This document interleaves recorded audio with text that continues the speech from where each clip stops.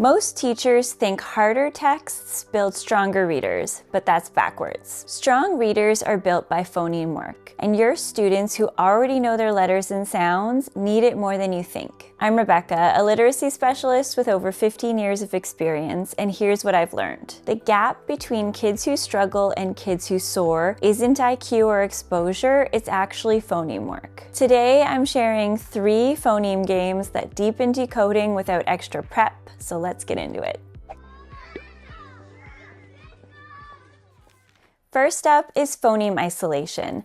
This is where students identify the first, the middle, or the last sound in a word. Watch how I do this. What's the first sound in the word sun? S is the first sound. What's the last sound in the word map? The last sound is P. Now here's where it gets trickier, and this is what strong readers need. What sound do you hear in the middle of the word cat?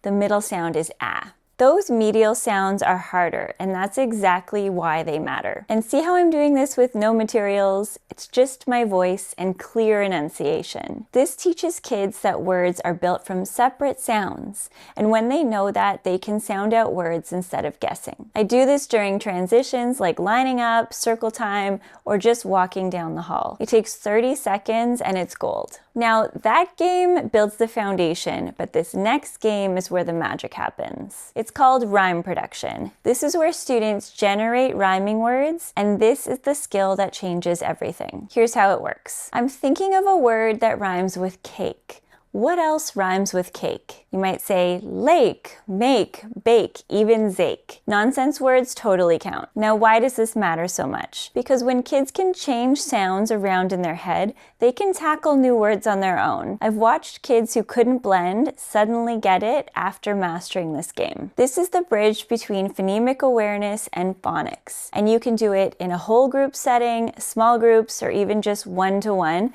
with 0 materials. The third game is called rhyme recognition, and this one gets kids to identify which words rhyme. So here we go. Which word rhymes with log? Cat, dog, or sun? And the answer is dog, because log and dog have the same middle and ending sound. Let's try another one. Which word rhymes with cap?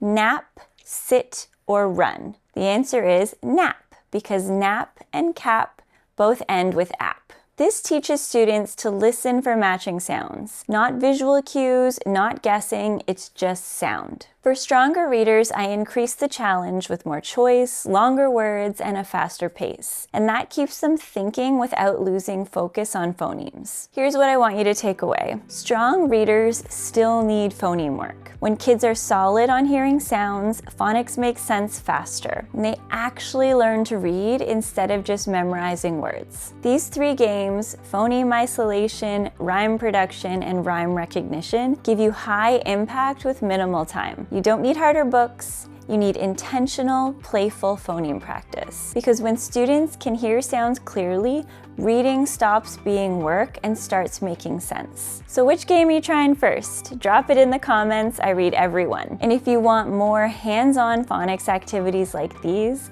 grab my free letter A unit. It's packed with activities and tools that build strong, confident readers. The link is in the description. You can also check out my fun play-based reading activities playlist in the end screen for even more games that you can start using tomorrow. Thanks for being here. Now go teach some phonemes.